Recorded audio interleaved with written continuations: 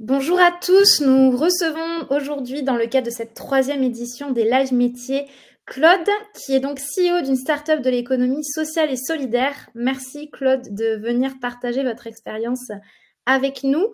C'est moi qui vais donc animer aujourd'hui votre live. Je suis Camille, donc Talent Acquisition Manager de Chance.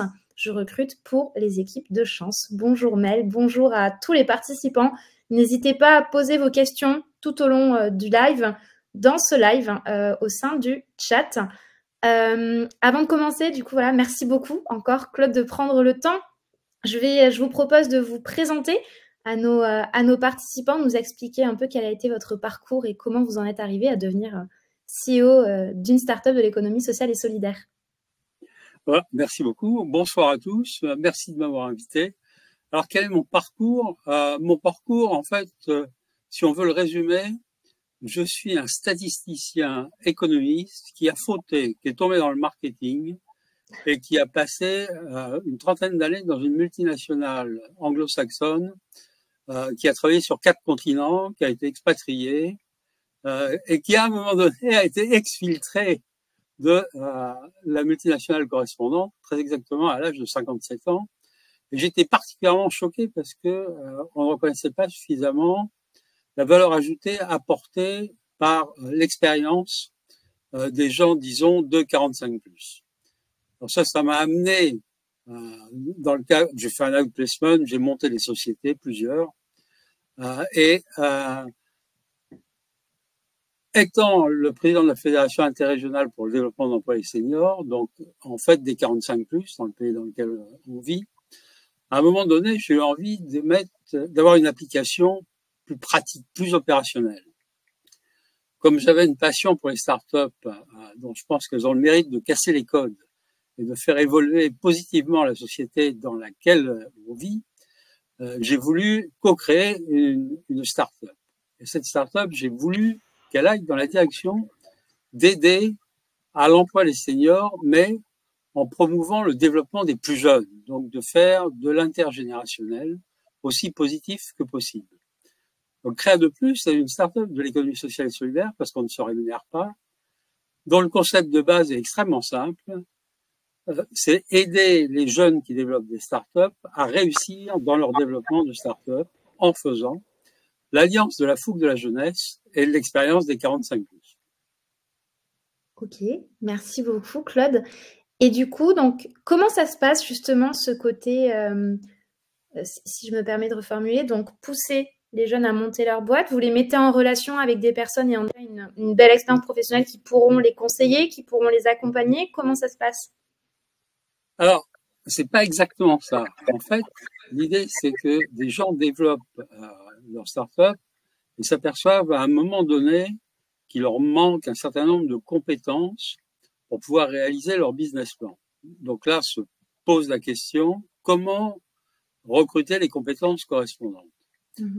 Alors nous, on pense que si on recrute des associés, on a des gens qui sont beaucoup plus motivés que s'ils ne sont pas associés. Donc ce qu'on leur propose, c'est de recruter des associés ayant des compétences complémentaires par rapport à celles qui existent déjà dans la start-up pour leur permettre de réaliser leur business plan.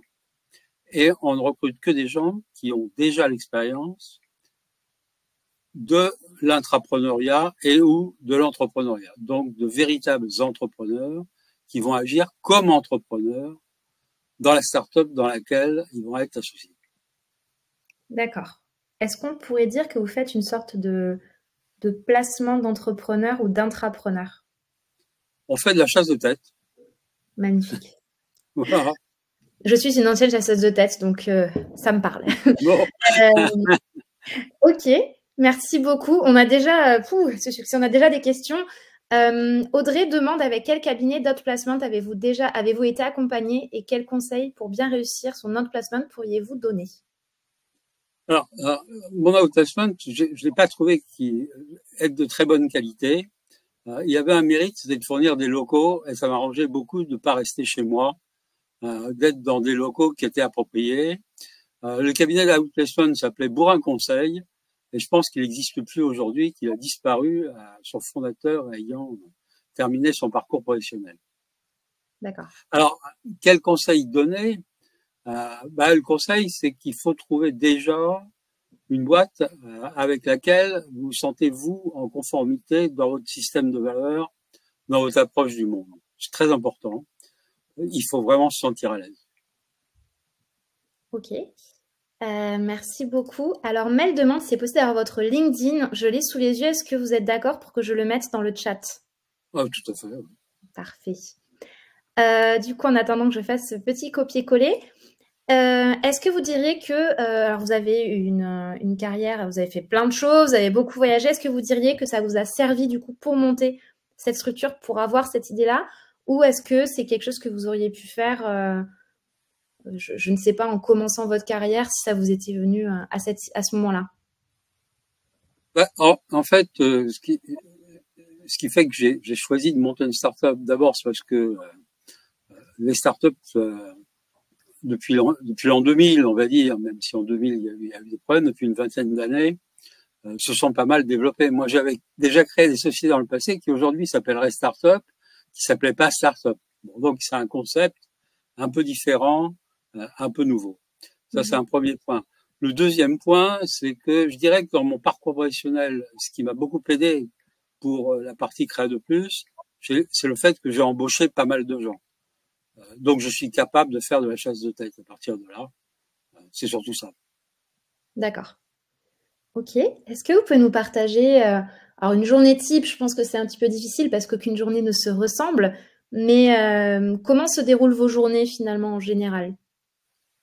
Alors, j'ai Créa de Plus d'un côté, je suis aussi administrateur d'une ONG européenne, je suis aussi le président de la Fédération interrégionale pour le développement d'emploi des seniors. Donc, mes journées, ça dépend à un moment donné du niveau d'activité dans les différents domaines. Donc, j'ai pas de journée type, c'est quelque chose de très varié, ce que j'aime beaucoup. Avec, bon, ça tourne toi même beaucoup autour des 45 plus, de l'employabilité, qui est un élément clé, et surtout du fait que les gens puissent être actifs dans une activité qui leur convient. Ok. Merci. Mélanie vous demande comment trouver l'idée d'un projet lorsque nous voulons devenir entrepreneur. Question pas simple. Alors, déjà, moi, je fais un constat. C'est une excellente question. Un constat, il y a beaucoup de gens qui montent des sociétés parce que, au bout du compte, c'est ce qu'ils savent faire. Alors évidemment, c'est très bien parce qu'ils savent le faire, mais ça suffit pas. C'est-à-dire que ça n'a de sens que s'il y a un marché derrière. S'il n'y a pas de marché, ça n'a pas de sens. Bon, d'autre part, quand on regarde les sociétés qui sont montées, il y en a beaucoup qui au départ sont basées sur des connaissances techniques.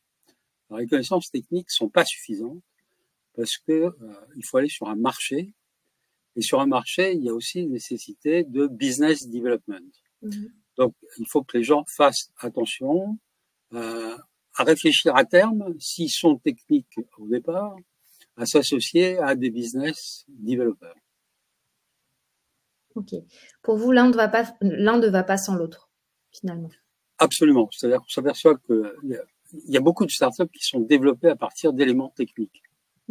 Ça suffit pas parce qu'à un moment donné, il y a une limite qui est la capacité à aller vendre en fait ce que l'on fait, à aller trouver ses acheteurs. C'est le seul moyen de perdurer. Ok, merci beaucoup. Aujourd'hui, vous êtes combien dans cette start-up? Et est-ce que Alors, vous avez des bureaux ou est-ce que vous travaillez de chez vous ou dans un coworking? Comment ça se passe? alors, on n'a pas de locaux. On travaille, on se réunit à peu près une fois par semaine et on fonctionne entièrement par des systèmes de mail, de conf call, etc. Et ça fonctionne très bien. Et je veux dire, pour moi, ça me gêne pas du tout parce que à un moment donné, j'étais basé à Londres, je travaillais avec des pays qui avaient des décalages horaires assez importants. Donc, on les appelait pas au téléphone, on communiquait par. Alors, les mails commençaient à se développer, mais bon, pas à un niveau très développé à l'époque correspondante. On arrive très bien à travailler avec des gens qui sont pas directement sur le même site que nous. Bon. Néanmoins, je pense que les gens sur un même site, ça a un avantage, Et en ce sens, je trouve qu'on abuse un peu de tout le distanciel que l'on fait à l'heure actuelle, même si on peut très bien comprendre, hein, ça a aussi des mérites, ça évite des déplacements chez les coûts plus bas. Mais c'est bien de pouvoir mélanger, c'est la raison pour laquelle on se réunit aussi régulièrement. D'accord. Merci beaucoup. Clarisse vous demande quels sont les éléments essentiels ou les basiques pour créer son entreprise. Alors, l'élément essentiel pour créer son entreprise, c'est déjà se sentir soi-même entrepreneur, c'est-à-dire qu'on ait vraiment l'envie de développer quelque chose. Derrière, ça va pas être facile. Donc, ça implique qu'on ait une certaine résilience par rapport aux différents problèmes en face desquels on va se trouver. Et les qualités d'entrepreneur, il faut avoir l'esprit ouvert, il faut être pragmatique. L'esprit ouvert, c'est un point absolument clé. Il faut aussi savoir écouter les autres. C'est une bonne chose aussi de se former une sorte de conseil d'administration. Pas pour l'administration en tant que telle, mais avec des gens auxquels, quand on a un problème, on va pouvoir les appeler, leur dire « T'en penses quoi ? Est-ce que tu as d'autres idées ? Est-ce que tu penses que mes directions sont bonnes ? Est-ce que tu as d'autres propositions ?» Voilà, c'est un peu ça. Ce sont des points pour moi. Et il ne faut pas rester seul.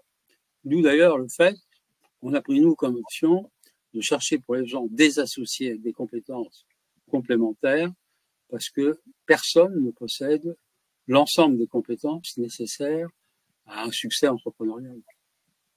Si seulement on avait toutes les compétences en une seule personne. Merci beaucoup. Est-ce que vous avez eu des rencontres marquantes dans votre parcours qui font que vous en êtes là aujourd'hui? Et si oui, lesquelles?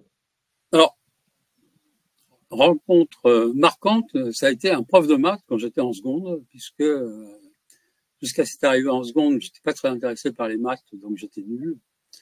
Et à la fin de l'année de seconde, j'étais premier ou deuxième. Donc c'était des pas extrêmement faciles. Il a su me faire aimer les maths. Donc je pense que les bonnes rencontres sont les rencontres de gens qui savent vous faire aimer les choses et qui modifient la relation que vous avez par rapport aux choses correspondantes. Ok. Quels ont été vos, si vous en avez eu, peut-être que vous n'en avez pas eu, quelles ont été les hésitations majeures que vous avez pu avoir avant de monter ce projet?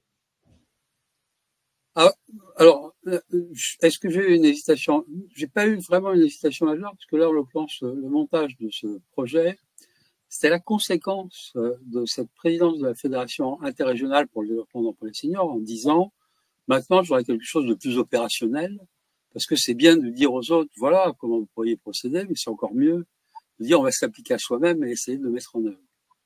Mmh. Donc, pour moi, ça a été une forme d'évidence. Me dire, maintenant, qu'est-ce que je fais pour le mettre en œuvre? Alors, il y avait plusieurs mises en œuvre possibles, mais j'ai expliqué, je pense, au départ, pourquoi j'avais choisi le domaine des startups. Tout à fait. Quel serait, finalement, vous avez beaucoup parlé de résilience, de savoir s'entourer. Quels sont, selon vous, comment dire, c'est la fin de la journée, je perds mes mots, je suis désolée. Les qualités indispensables pour être alors pas un bon entrepreneur, parce que c'est vite dit d'être un bon entrepreneur, mais un entrepreneur, on va dire, efficace et qui va au bout de son projet. Il faut monter qu'un projet pour lequel on est parfaitement déterminé, et c'est avoir la capacité de s'accrocher, éventuellement de se réorienter, de faire des changements. Il faut être constamment à l'affût, il faut constamment vérifier que ce qu'on est en train de faire va dans une direction qui est appropriée. Et si c'est pas le cas, il faut avoir le courage de faire les modifications correspondantes. D'accord, savoir se remettre en question. Absolument, vous avez parfaitement raison. Très bien formulé. Merci. Alors, Clarisse, c'est une question qui est très intéressante et qui demande par qui s'entourer pour nous aider à tout mettre en place lorsqu'on sait ce qu'on veut créer, qu'on a déjà fait des études de marché. Et c'est apparemment donc son cas. puisqu'elle aimerait être accompagnée pour être sûre de tout faire bien et ne rien oublier. Alors, je pense que le mieux, c'est de se faire incuber. C'est une incubation, par exemple, je sais pas, tout le monde fait maintenant de l'incubateur. Il y a Station F, qui est le plus grand incubateur européen. On y trouve l'ESSEC, on y trouve HEC, on y trouve LVMH, on y trouve Microsoft, on y trouve Google, you name it. Bon. Donc, je pense que c'est très... Mais il y a par exemple Crédit Agricole aussi qui a un incubateur. Mmh. C'est le CA Crédit Agricole. Regardez dans les différents incubateurs qui peuvent exister ce qui vous semblerait pour vous le plus approprié. Vous allez être aidé, vous aurez des méthodes de développement, des gens avec qui interagir. Voilà, ce serait ma réponse. C'est très bon conseil. Quelles sont les plus grosses difficultés auxquelles vous faites face dans votre métier aujourd'hui? Les plus grosses difficultés auxquelles on fait face sont toujours des difficultés avec les personnes. C'est-à-dire qu'il faut soi-même, disons, travailler avec des gens avec lesquels on a une vision du monde qui est qui va suffisamment dans la même direction pour qu'il y ait la possibilité de travailler facilement chaque jour. La gestion de l'humain est toujours la partie la plus difficile. Ça me fait penser aux instituteurs qui disent souvent le plus difficile, ce ne sont pas les enfants, ce sont les parents. Ça, j'en suis convaincu. Alors, je ne sais pas si du coup vous l'avez en tête, mais chez Chance, nous on estime qu'un projet professionnel qui vous correspond, c'est un projet qui aligne 4 piliers: métier, finalité, environnement et impératif personnel, qui vous permettent de trouver finalement le sens de votre projet professionnel. Aujourd'hui, quel est le sens de votre métier? Quel sens y trouvez-vous?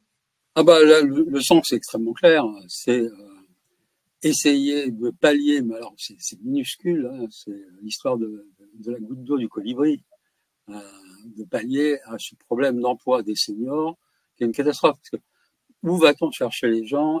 On va les chercher dans nos réseaux. Mais qui sont ces gens? Ce sont des gens qui étaient dans les grosses sociétés, qui avaient des salaires relativement élevés, et qui vont pas aujourd'hui les retrouver du fait de leur âge. Je pense qu'il y a des choses qui vont changer et qu'il y a un alignement des planètes à l'heure actuelle dont il faut profiter. Mais reprenons sur la base de quand a été créé de plus. Et c'est un gâchis total. C'est vraiment la non-utilisation de gens qui sont créateurs de valeur ajoutée. En fait, c'est de l'agisme, et c'est un agisme d'une grande subtilité. Donc, pour moi, c'est extrêmement simple. C'est qu'en faisant ça, je participe à essayer de solutionner un problème qui est un vrai problème de la société dans laquelle on vit. Ok. Vous disiez, merci beaucoup, Claude, pardon. Vous disiez que du coup, vous appuyez beaucoup sur vos réseaux pour atteindre les personnes que vous souhaitez toucher.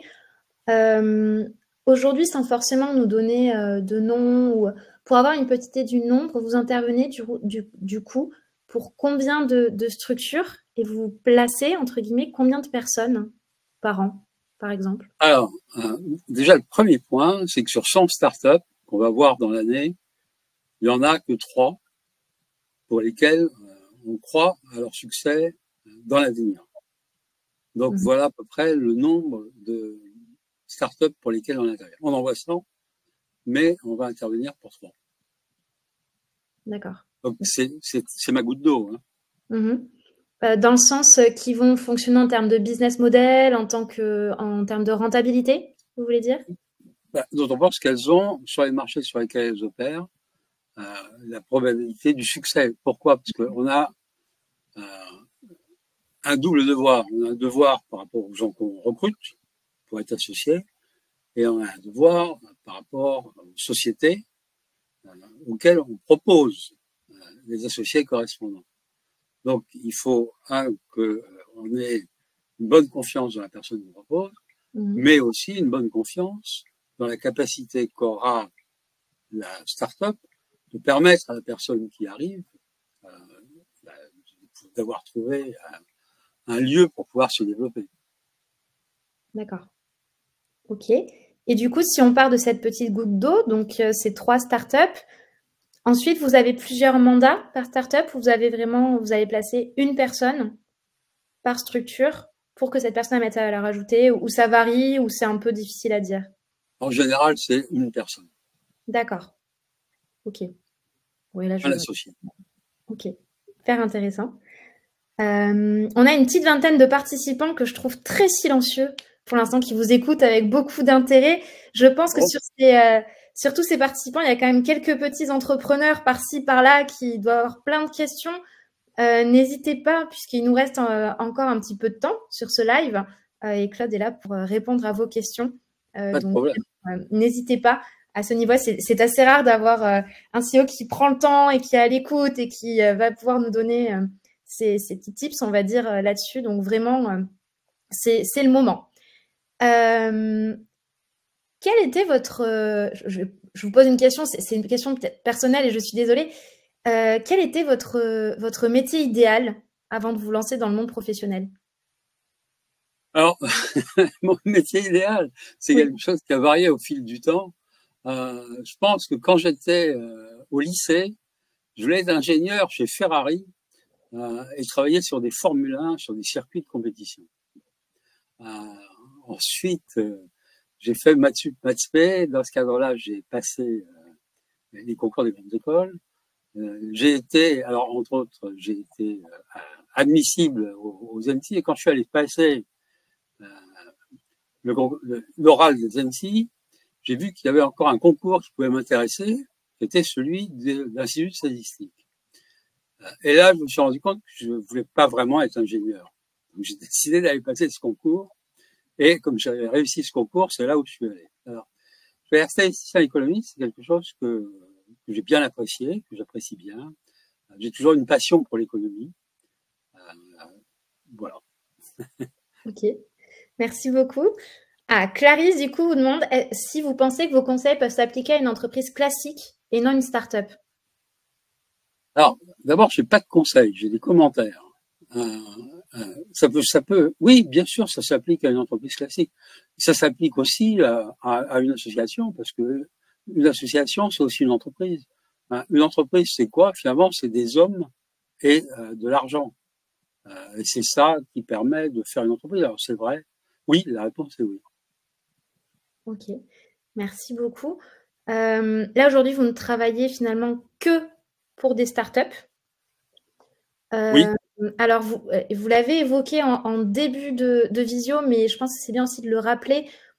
Pourquoi se concentrer sur les startups?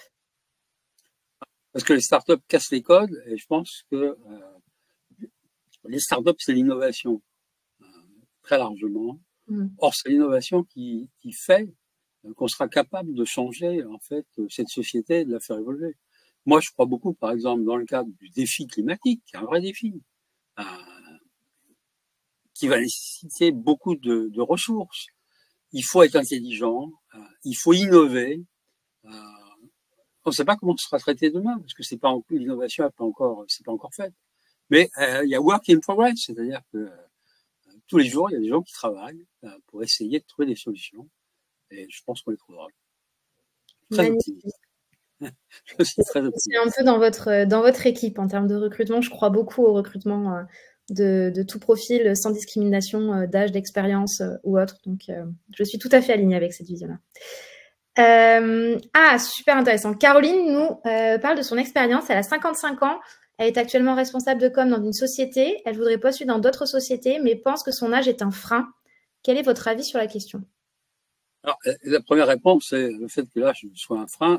La réponse est oui aujourd'hui. Bon, en plus dans la com, où on a plutôt tendance à chercher des jeunes parce qu'il y a du jeunisme dans ce domaine-là. Donc, si vous postulez dans d'autres sociétés, vous pouvez essayer. Il n'y a pas de réponse définitive. Mais ceci étant dit, la probabilité de succès, au départ, elle est faible, mais enfin, c'est aussi des événements de probabilité zéro qui permettent des parcours exceptionnels. C'est tout à fait ça. On est toujours dans cette quête de sens aujourd'hui. également. Donc, Caroline, il ne faut pas hésiter. Des questions plus axées, on revient sur cet aspect vraiment start-up. On a 2 questions là-dessus. La première, Camille demande quelles sont les erreurs à éviter si on veut qu'une start-up décolle. Je pense que la première, c'est de rester seul pendant trop longtemps et c'est de ne pas avoir suffisamment de compétences complémentaires qui permettent de réussir. D'accord. Toujours dans finalement cette logique de savoir s'entourer. Oui. Ok. Merci beaucoup. Et Mélanie, du coup, ce sera, enfin, Mel, la dernière question. Est en reconversion professionnelle et souhaite devenir entrepreneur dans un domaine complètement différent. Donc, souhaite se reconvertir dans le marketing digital et demande si vous avez en tête des formations, des centres de formation à recommander en particulier. Alors, moi, j'ai pas de centre de formation à recommander en particulier, mais si vous voulez faire du marketing digital, je pense que vous allez trouver, si vous tapez marketing digital, vous allez trouver beaucoup de possibilités sur le web. Mais j'ai pas de recommandation à faire personnellement. Ok. Désolé. Alors, non, pas du tout, mais en effet, sur le web, il y a pas mal de choses. Il y a également des choses à distance qui fonctionnent très bien, qui sont très efficaces aujourd'hui. Et ce que je conseille également, c'est de prendre contact avec des responsables marketing digital via LinkedIn. Tout à fait. Vous avez absolument raison. Leurs conseils et voir Absolument. un peu comment ça se passe. Parce que pour le coup, je trouve que les gens sont aussi très ouverts aujourd'hui et ont tendance à vraiment être ouverts aux conseils, aux questions. Donc, ne pas hésiter. C'était donc notre dernière question. Merci beaucoup, Claude. Merci, c'est moi qui vous remercie. C'était hyper intéressant. Je rappelle que ces lives ont lieu dans le cadre d'une logique d'entraide. On estime chez Chance qu'on a tous eu à un moment donné la chance, sans mauvais jeu de mots, d'avoir quelqu'un qui nous a conseillé, qui nous a écouté, qui a marqué en fait notre vie professionnelle. Et donc, dans cette logique de rencontre, d'entraide, on a décidé d'organiser ces lives métiers. Si vous souhaitez participer à ce mouvement d'entraide, je vous mets le lien vers notre page, vers notre communauté d'entraide, Chance, qui permet aujourd'hui à plus de 18 000 personnes d'être en contact et d'avancer dans cette logique-là. Merci à tous d'avoir participé, merci à tous pour vos questions et merci encore Claude d'avoir pris quelques minutes. C'était passionnant. Et merci aux participants de m'avoir écouté. Je vous souhaite à tous une bonne soirée et à bientôt. Au revoir.